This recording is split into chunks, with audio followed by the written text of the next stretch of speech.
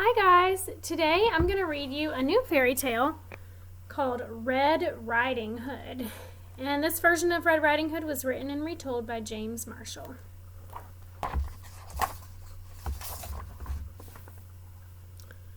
A long time ago, in a simple cottage inside the deep dark woods, there lived a pretty child called Red Riding Hood. She was kind and considerate, and everybody loved her. One afternoon, Red Riding Hood's mother called to her. "Granny isn't feeling up to snuff today," she said, "so I've baked her favorite custard as a little surprise. Be a good girl and take it to her, will you?" Red Riding Hood was delighted. She loved going to Granny's, even though it meant crossing the deep, dark woods.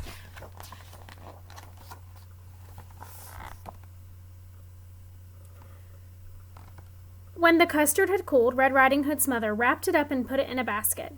"Now, whatever you do," she said, "go straight to Granny's. Do not tarry. Do not speak to any strangers." "Yes, Mama," said Red Riding Hood. Before long, she was in the deepest part of the woods. "Oh," she said, "this is scary."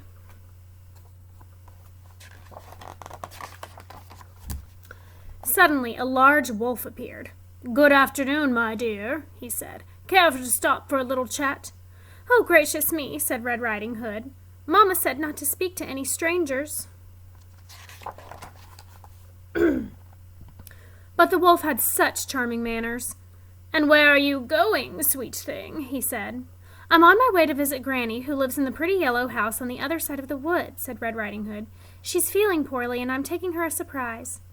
"You don't say," said the wolf. Just then he had a delightful idea. "No reason why I can't eat them both," he thought.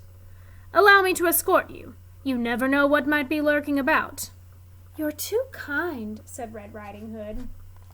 Uh-oh. Beyond the forest, they came to a patch of sunflowers. "Why not pick a few?" said the wolf. "Grannies love flowers, you know." But while Red Riding Hood was picking a pretty bouquet, the clever wolf hurried on ahead to Granny's house. "Who is it?" called out Granny. "It is I, your delicious, darling granddaughter," said the wolf in a high voice. "The door is unlocked," said Granny. "Surprise!" called the wolf.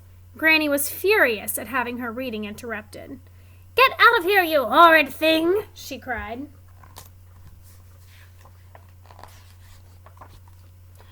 But the wolf gobbled her right up. He didn't even bother to chew.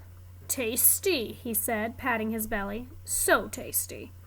Just then he heard footsteps on the garden path. "Here comes dessert!" And losing no time, he put on Granny's cap and glasses, jumped into bed, and pulled up the covers. "Who is it?" he called out in his sweetest Granny voice. "It is I, your little granddaughter," said Red Riding Hood. "The door is unlocked," said the wolf.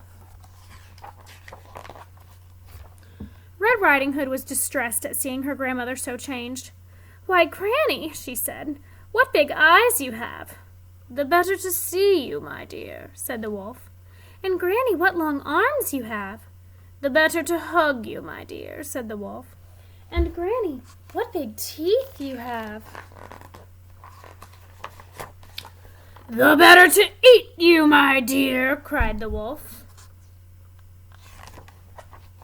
And he gobbled her right up. "I'm so wicked," he said, "so wicked." But he really was enormously pleased with himself, and having enjoyed such a heavy meal, he was soon snoring away. A hunter passing by was alarmed by the frightful racket. "That doesn't sound like Granny," he said.